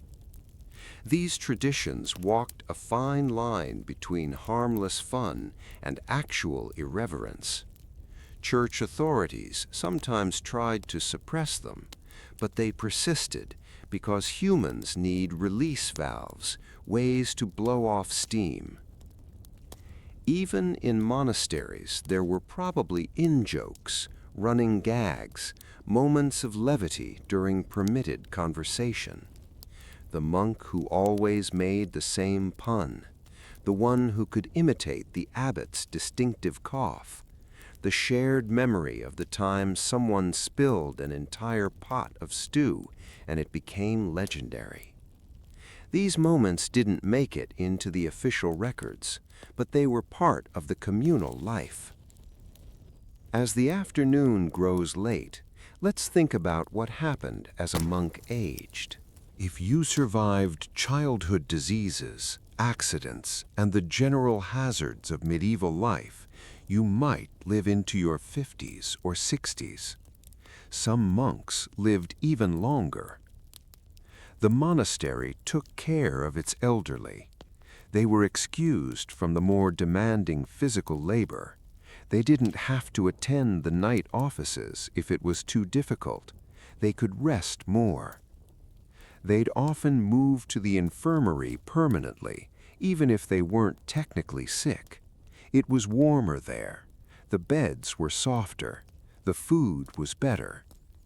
They'd spend their days in prayer, in reading, in quiet conversation with the other elderly monks. They'd watch the younger generation rush about and remember when they had that energy. Maybe they'd offer advice if anyone asked. Maybe they'd tell stories about the old days, about abbots long dead, about how things used to be done. They were respected, generally. They'd given their entire lives to the community. They'd earned some comfort at the end. When death approached, the community would gather. They'd pray the office for the dying, commending the soul to God. The dying monk would ideally make a final confession, receive the last rites. And then, when the end came, the bells would ring to announce the death. The body would be washed and dressed in the monastic habit. It would be laid in the church, and the community would keep vigil, praying through the night. The funeral would be simple but dignified. The office of the dead, the requiem mass, the procession to the cemetery. The grave would be unmarked or marked only with a simple stone, no elaborate monuments. In death, as in life, monks were supposed to be equal. The community would pray for the deceased monk's soul. His name would be added to the monastery's necrology, the list of the dead who were commemorated at specific times throughout the year. And life would continue. His place in the choir stalls would be taken by someone else. His tasks would be reassigned. Within weeks, the rhythm of the community would have absorbed his absence. It sounds cold, maybe, but it was also the natural order. The monastery was bigger than any individual. It had existed before him. It would exist after him. He was part of an ongoing stream, not a separate entity. The sun is setting now on our day in the monastery. We've watched the monks move through their routines, seen the textures of their lives, the cold stones and simple food, the chanted prayers and the long silences. We've seen the humanity underneath the habits, the personalities and conflicts, the moments of beauty and the stretches of tedium, the genuine spirituality and the simple endurance. It wasn't a perfect life. It wasn't an easy life, but it was a life shaped by intention. Every hour had its purpose. Every action was meant to point towards something beyond itself. Whether that succeeded or not varied from monk to monk, day to day. But the structure was there. The bells kept ringing. The offices were sung. The work was done. And in that consistency, there was a kind of peace. Not the peace of comfort or ease, the peace of knowing your place, your purpose, your path. The bells are ringing for Compline now. The monks are filing into the darkening church one last time. The final prayers are offered. The great silence descends, and another day ends, just as countless days have ended before, and will end again. The same rhythm continuing. Tomorrow the bells will ring again, and it will all begin once more. Welcome to the final stretch. You're still doing beautifully. Let your body sink a little deeper into rest. Release any remaining tension in your shoulders, your jaw, your forehead. We've spent a long time now in the monastery moving through the hours and seasons, understanding the rhythms and textures of this unusual life. We've seen it from many angles: the schedule and the structure, the food and the cold, the people and their quirks, the silence and the chanting. For this last part of our journey, let's step back and see the monastery in its wider context, how it connected to the world around it, what it meant to the people who lived nearby, how the monastic ideal shifted and changed over the centuries, and finally, how to make sense of this strange, distant way of life from our comfortable position in the present.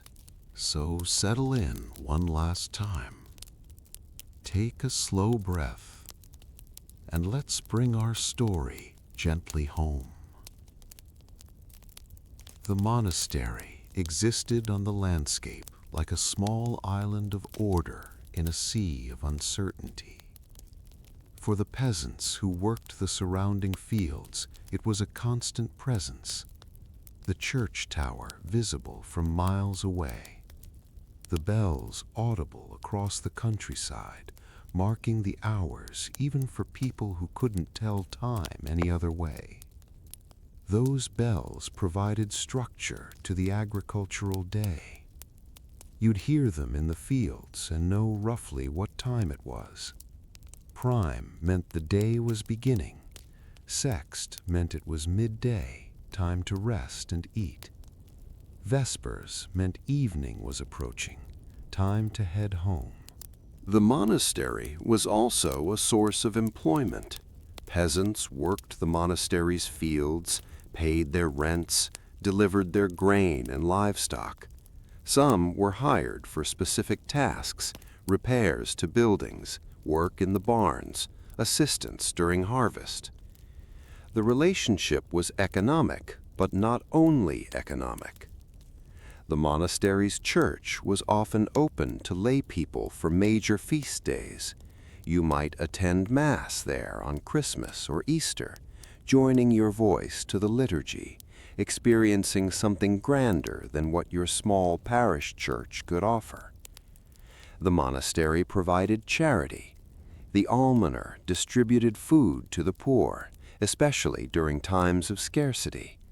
If you were desperate, truly destitute, you might come to the monastery gate and receive bread, soup, perhaps some old clothing.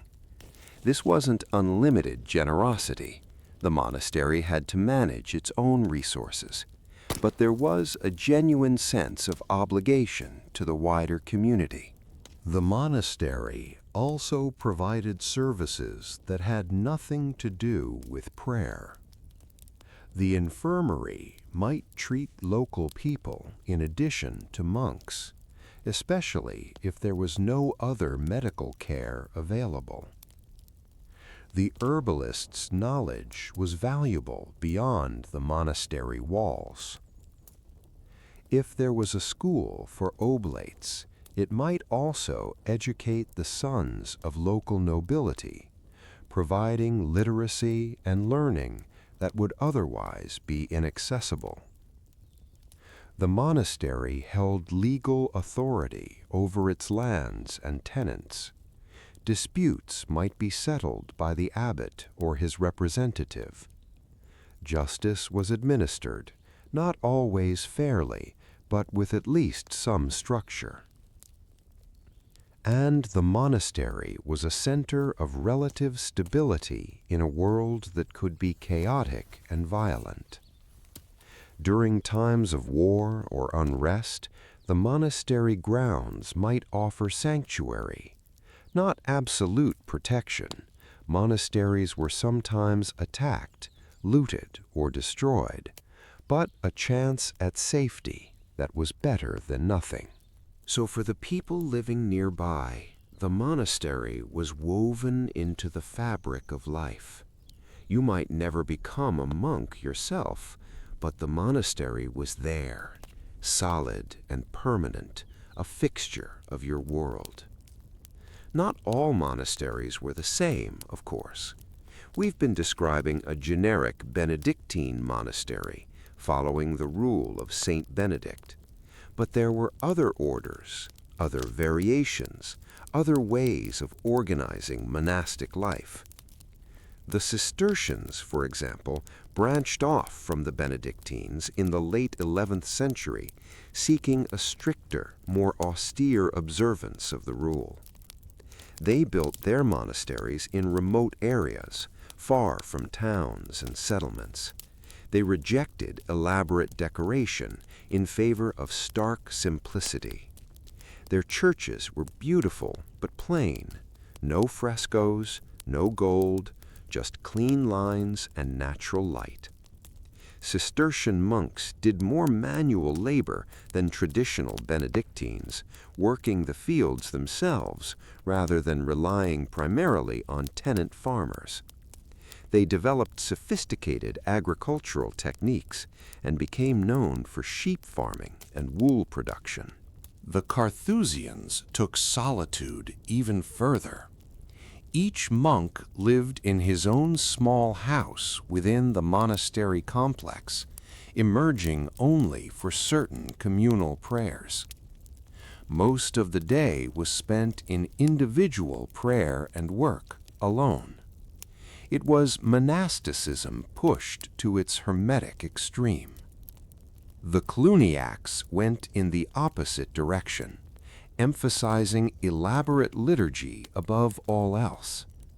In the great monastery of Cluny, the divine office expanded to take up most of the day. The church services were spectacular, with processions, incense, vestments of silk and gold. Manual labor was minimal. This was prayer as the primary work, performed with maximum solemnity. Then there were the military orders, the Knights Templar, the Knights Hospitaller, who combined monastic vows with military service. They lived in community, prayed the offices, took vows of poverty and chastity, but also fought in the Crusades. And later the mendicant orders, Franciscans and Dominicans, who rejected the traditional monastic model of stable communities owning land. They embraced poverty, begged for their sustenance, and moved through the world, preaching rather than withdrawing from it. Each order had its own interpretation of what it meant to seek God in community. The specifics varied wildly, but the underlying impulse was similar: to create a structure that made holiness more attainable, or at least more organized. The landscape of medieval Europe was dotted with all these variations: Benedictine abbeys, Cistercian granges, Carthusian charter houses, Cluniac priories, each pursuing the monastic ideal in their own way. Let's think about what it meant to be permanently committed to this life. When you professed your vows, you were making a binding promise: poverty, chastity, obedience, and stability. These weren't temporary commitments you could walk away from when things got difficult, in theory at least. In practice, some monks did leave. They apostatized, to use the medieval term. They abandoned their vows and returned to the world. The boy bishop tradition, where a child would be dressed as a bishop and given ceremonial authority for a day. These traditions walked a fine line between harmless fun and actual irreverence. Church authorities sometimes tried to suppress them, but they persisted because humans need release valves, ways to blow off steam. Even in monasteries, there were probably in-jokes, running gags, moments of levity during permitted conversation. The monk who always made the same pun, the one who could imitate the abbot's distinctive cough. the shared memory of the time someone spilled an entire pot of stew and it became legendary. These moments didn't make it into the official records, but they were part of communal life. As the afternoon grows late, let's think about what happened as a monk aged. This was considered a serious sin, a betrayal of your promise to God. If you were caught, you could be forcibly returned to your monastery. There were legal mechanisms for pursuing runaway monks. But if you disappeared successfully, if you made it far enough away and kept your head down, you might manage to build a new life. It happened often enough that there are records of it. Monks who shed their habits, grew out their tonsures, and melted back into secular society. For most monks, though, leaving wasn't a realistic option. Where would you go? How would you support yourself? Especially if you'd entered as a child. You had no trade, no family ties outside the monastery, no money. The monastery was your world. For better or worse, you were part of it until death. This permanence could be oppressive.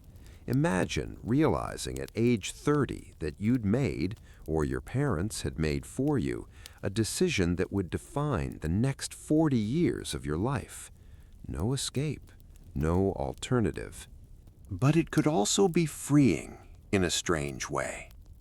You didn't have to make endless decisions about what to do with your life. The structure was given. Your path was clear. You just had to walk it, one day at a time. There's a reason why some modern people, overwhelmed by the endless choices and possibilities of contemporary life, find the monastic model appealing. It's not freedom in the sense of unlimited options. It's freedom from the burden of choosing.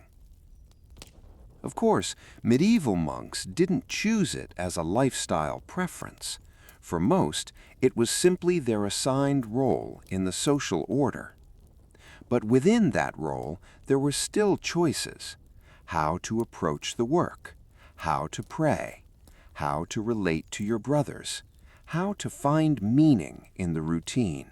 You couldn't choose whether to be there, but you could choose, to some extent, who you became while you were there. Special events occasionally disrupted the routine. A visitation from the bishop, for instance. This was both a solemn occasion and a source of anxiety. The bishop had authority over the monasteries in his diocese. He would arrive with his retinue, conduct an inspection, interview monks, review the financial records, examine the state of the buildings and the liturgy. If he found problems, lax discipline, financial mismanagement, doctrinal irregularities, he had the power to order reforms and impose penalties. So when word came that the bishop was coming, there would be a flurry of preparation, extra cleaning, rehearsals of the liturgy to make sure everything was perfect, quiet admonishments to certain monks to be on their best behavior. The visit itself would be formal and tense. The bishop would celebrate Mass, probably give a sermon, conduct his interviews and inspections. The abbot would host a meal that was much finer than the usual monastery fare, because hospitality to the bishop reflected on the community's status. Then the bishop would leave, and everyone would exhale. Other special events were happier. The dedication of a new building, the arrival of an important relic, the celebration of your monastery's patron saint's feast day, when the liturgy was especially elaborate, and perhaps other monasteries sent representatives. Occasionally, something genuinely dramatic would happen. A fire might break out. Medieval buildings were vulnerable. Timber roofs, open flames for light and heat, All that dry straw and parchment. A fire could destroy years of work, consume precious manuscripts, damage or destroy the church. Rebuilding took time and money. Appeals for donations would go out. Monks and hired laborers would work for years to restore what was lost. Or there might be a scandal, a monk caught in a serious transgression, a financial embezzlement discovered, a forbidden relationship exposed.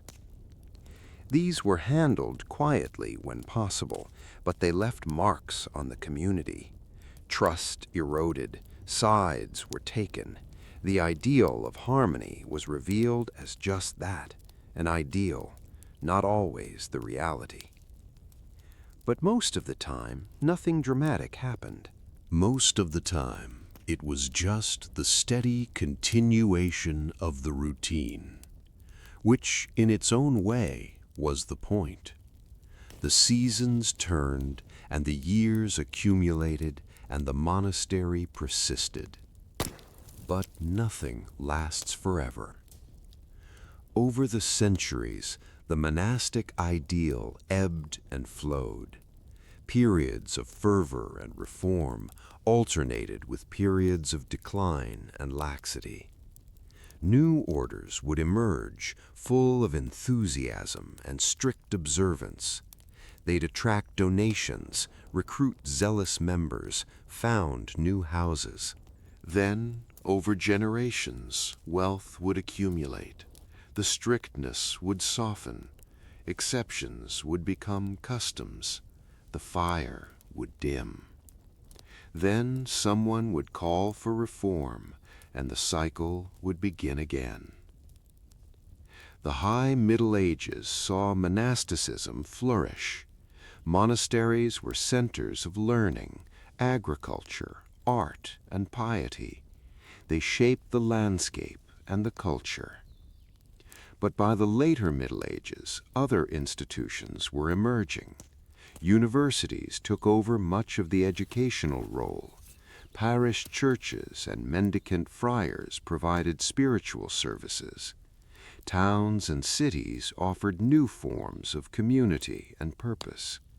Monasteries remained important, but they were no longer the only game in town.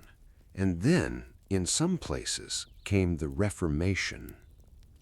In England, Henry VIII dissolved the monasteries in the 1530s, seizing their lands and wealth, scattering their communities. Monks were pensioned off or simply turned out. Buildings were destroyed or converted to other uses. In other Protestant regions, similar fates befell the monasteries. Centuries of accumulated tradition ended within a generation. In Catholic regions, monasteries continued, but often in reduced circumstances. Wars, social changes, and shifting piety altered their role and importance. The French Revolution brought another wave of closures and confiscations. By the 19th century, monasticism had contracted significantly from its medieval peak. But it didn't disappear. Communities persisted, new foundations were established. The rhythm of the offices continued, quieter perhaps, less central to society, but still there. And in the 20th and 21st centuries, there's been a kind of revival, not a return to medieval structures, but a renewed interest in monastic spirituality, in contemplative practice, in the wisdom preserved in those ancient rules and rhythms. Modern monasteries exist, following updated versions of old rules, adapting to new contexts, but maintaining the core practices. The bells still ring, the psalms are still chanted, the silence is still observed. The particulars have changed, Central heating, electric lights, sometimes even Wi-Fi, but the essential pattern remains recognizable.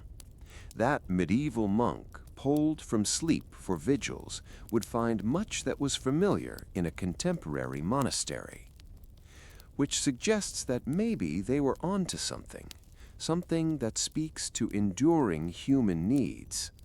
The need for structure, for community, for silence, for purpose larger than oneself. The need to mark time as sacred, to create space for contemplation, to live with intention. These needs don't disappear just because the centuries pass. So what do we make of it all, these monks and their strange, structured lives? From our perspective, it can seem incomprehensible. Why would anyone choose or accept such a life? The poverty, the cold, the endless repetition, the surrender of personal freedom? But perhaps we're asking the wrong question. Perhaps the better question is, what were they seeking that they thought this life would provide? Connection to the divine, certainly, salvation of their souls, a way to live out the gospel's more radical demands. But also, maybe, something simpler. Belonging, a place in the world, a role that mattered, the comfort of ritual, the peace of knowing what each day would bring. These are things humans have always sought in every era. The monastic solution was one particular answer, suited to one particular worldview. It wasn't perfect.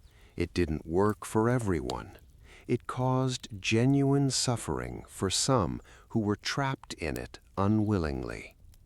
But for others, it provided a framework for meaning, a way to shape a life around something transcendent. And the legacy it left, the manuscripts preserved, the agricultural techniques developed, the architectural beauty created, the music composed, the prayers prayed, enriched the world in ways that extended far beyond the monastery walls. Those monks, shivering through vigils, copying manuscripts with cramped hands, eating their simple meals in silence, were part of a larger story. They didn't all understand that. Most were just trying to get through the day, to follow the rule, to do their work and pray their prayers. But collectively, over centuries, they created something significant, a counterpoint to the violence and chaos of medieval life, a preservation of learning through dark times, a living example, however imperfect, of an alternative way of being. That's worth something. The night is deep now, both in the medieval monastery we've been visiting and in the present moment, wherever you are. In the monastery, the monks are sleeping their brief sleep before the bell rings for vigils. In the guest house, travelers rest, grateful for shelter. In the church, a single lamp burns before the altar, keeping watch through the darkness. The stones hold the silence. The shadows pool in the corners.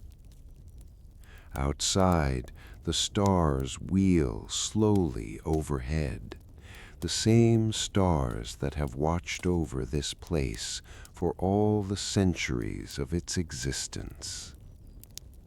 Tomorrow, the bells will ring. The monks will rise and shuffle down the night stairs. The psalms will be chanted once more. The bread will be baked, the garden tended, the manuscripts copied.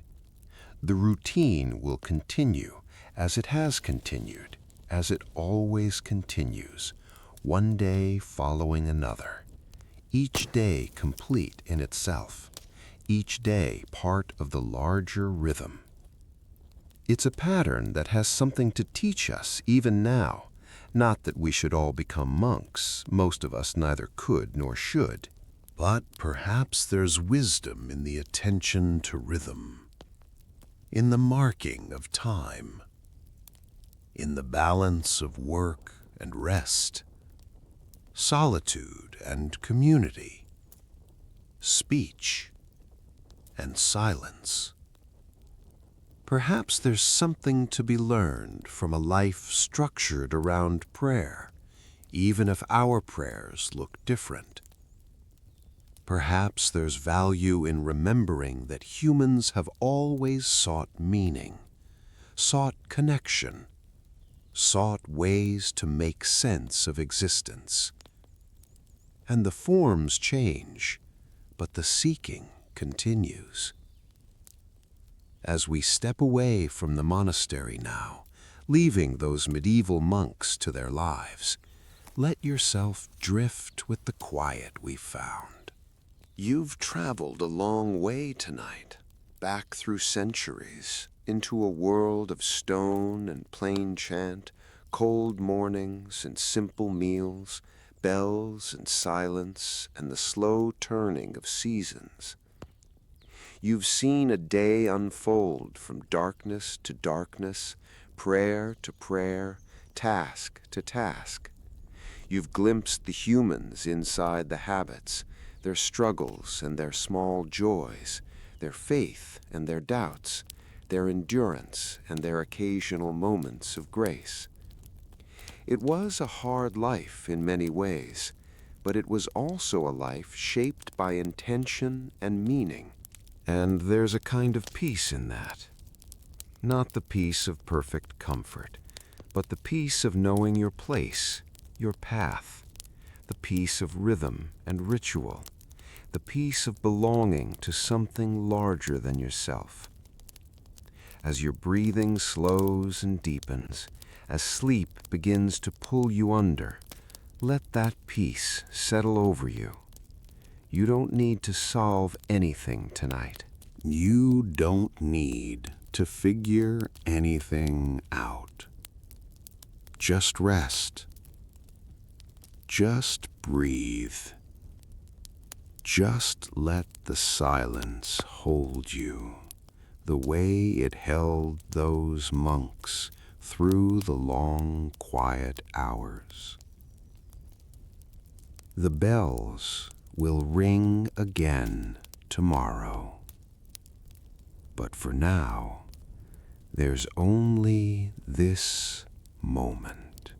Only darkness and quiet and rest.